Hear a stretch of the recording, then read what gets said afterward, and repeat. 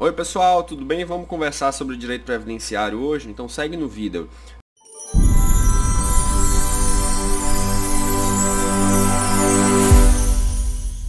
Gente, antes de qualquer coisa, gostaria de repetir o mantra aqui no canal. Se é a primeira vez que você visualiza o canal, se inscreva nele, faça um comentário, tá?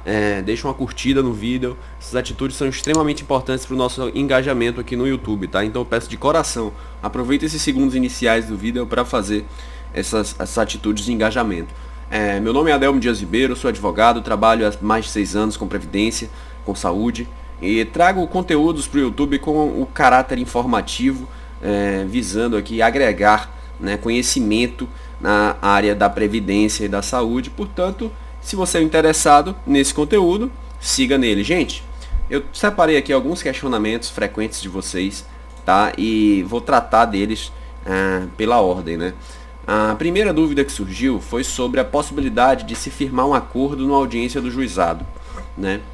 Uma pessoa me perguntou se era possível firmar um acordo numa audiência do juizado sem advogado, né? Ou se seria necessária a constituição de um advogado para essa finalidade, né? E a resposta a essa pergunta é depende, né? No âmbito do juizado especial, existe uma previsão legal, né, lá na Lei 9.099, o artigo 9º, que estabelece que nas causas que têm um valor inferior a 20 salários mínimos, você pode postular sem advogado no juizado especial. Portanto, a assistência ela é facultativa, né? E você pode celebrar acordo, praticar qualquer ato processual sem a presença do advogado, né? Essa é a previsão do artigo 9 da Lei 9.099, né? Só que nas causas com valor superior a 20 salários mínimos, a presença do advogado se torna obrigatória, de sorte que você não pode, no âmbito do juizado especial, postular sem a presença do advogado. Então tá, os acordos vão seguir a mesma lógica. Se é um acordo acerca de uma questão de valor inferior a 20 salários mínimos, você não pode firmar sem advogado, tá? Então vamos supor que você seja parte ré em um processo e você queira firmar um acordo numa audiência que você está sem advogado, mas a causa supera os 20 salários mínimos. É normal adiarem a audiência justamente para você poder constituir o advogado que vai ser indispensável para a validade daquele ato, né? Então por isso as audiências são adiadas em juizado especial. Fiquem atentos. Ou seja, é possível você firmar acordo no juizado. Sim, sem advogado sim, mas desde que a sua ação não supere os 20 salários mínimos. Porque se superar, você não vai poder, tá? Essa é a regra. É importante que vocês entendam, porque não é tão simples quanto parece, né? Algumas pessoas estão com problema de adiamento de audiência em juizado, não sabem por quê. A causa certamente é você ter um processo ali com um valor superior a 20 salários mínimos e uma das partes está sem advogado, tá? Vamos lá, requisição de pequeno valor enviada ao tribunal, né? Como eu sempre explico para vocês aqui no canal, a requisição de pequeno valor é a forma de pagamento na maior parte das ações envolvendo o INSS, né? É pago em 60 dias e esses 60 dias se contam a partir da migração. Migração é justamente o envio. A palavra migração você pode entender como envio, né? Quando aparece a movimentação RPV enviada ao tribunal, essa movimentação marca o tempo para pagamento, né? Ou seja, a partir de 60 dias ali você vai ter o pagamento, né? Lembrando que não está existindo atraso de pagamento de RPV no Brasil. As RPVs vêm sendo pagas dentro do prazo de 60 dias. Mas é importante que você saiba quando começa esse prazo. E esse prazo só começa com a migração, com o envio. Se você tem ali, tem uma RPV expedida, doutor, está nos autos, estou vendo ela ali, então já posso contar o prazo? Não.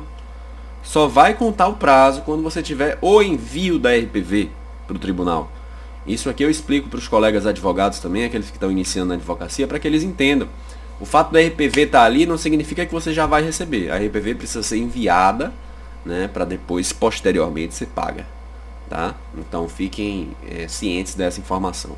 Um outro tema que suscita dúvidas e que é bom a gente esclarecer aqui no canal diz respeito aos prazos do INSS, né? É importante dizer, INSS se caracteriza como fazenda pública. O regramento é o regramento do artigo 183 do CPC, né, que estabelece o prazo em dobro para as manifestações de caráter processual do INSS. Ou seja, para você apresentar contestação, o prazo vai ser de 30 dias úteis. para recorrer, salvo embargo de declaração, 30 dias úteis também, né, reduzidos ali para 10 dias úteis no caso de embargo de declaração, né? Mas de forma geral, o INSS tem um prazo em dobro para a prática de atos processuais. O que são atos processuais? São aqueles atos que se praticam no bojo de um processo, né? Não se pode confundir o prazo em dobro do INSS para esse tipo de atividade, como recorrer, apresentar defesa, apresentar uma manifestação, com prazo em dobro para qualquer ato, porque isso não é verdade. Por exemplo, se o INSS foi intimado para implantar um benefício, ele vai ter um prazo simples, né? Agora, se o INSS foi intimado para se manifestar acerca da implantação de um benefício, o prazo vai ser em dobro. Por quê? Esse prazo do INSS é um prazo para praticar um ato dentro do processo. Como é um prazo processual, se conta em dobro por ser fazenda pública, aplicando o artigo 183 do CPC, né?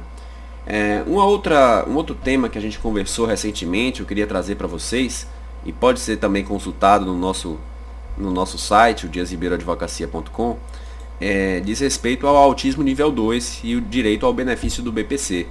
Tá? Existem diversos precedentes judiciais assegurando o benefício de prestação continuada para aquelas pessoas, principalmente crianças, né, que têm o autismo nível 2. Tá? Então, se você tem um filho nessa condição e você preenche aqueles critérios, quais são os critérios do BPC, doutor? Você não pode ter uma renda familiar superior a 1/4 de salário per capita, ou seja, você tem que estar desempregado, ou ter uma atividade informal que não demonstre, não indique renda, né? Você também tem que ter a deficiência, que é o autismo nível 2, né? E a partir disso você pode pedir o benefício para o INSS. Pedindo o benefício para o INSS, você terá ali, né, o direito ao benefício se você preencher os critérios legais. Mas o importante é que você saiba, se o INSS negar seu benefício, você não desiste, você não para ali de tentar lutar por aquele benefício. Você, na verdade, vai buscar na seara judicial. Porque em muitos casos o INSS restringe os direitos das pessoas com TEA, de uma forma geral. Aqui não estou nem restringindo ao autismo nível 2, mas a todas as doenças do TEA, né, das deficiências do TEA, o INSS vem restringindo o acesso, né? Por isso que a gente vem buscando na via judicial, e eu sempre trago informações para vocês se respaldarem, né, e poderem lutar por seus direitos. Muita gente reclamando também aqui no canal sobre demora de tramitação, tá? Então, assim, é normal no Brasil a demora na tramitação processual, tá? Não é desejável, mas acontece, e acontece muito, tá? Então, a gente tem que ter paciência e buscar meios, formas de agilizar a tramitação do processo, né? Às vezes entrar em contato com a vara, fazer uma petição nos autos, a gente vai encontrando caminhos, mas a paciência tem que reinar, porque não adianta se estressar com algo que é sistêmico, né? São problemas, a demora é um problema sistêmico. A gente tem que buscar melhorias no judiciário sob o ponto de vista estrutural para que essa demora seja sanada, né? Mas ela existe, principalmente nas regiões norte e nordeste do país.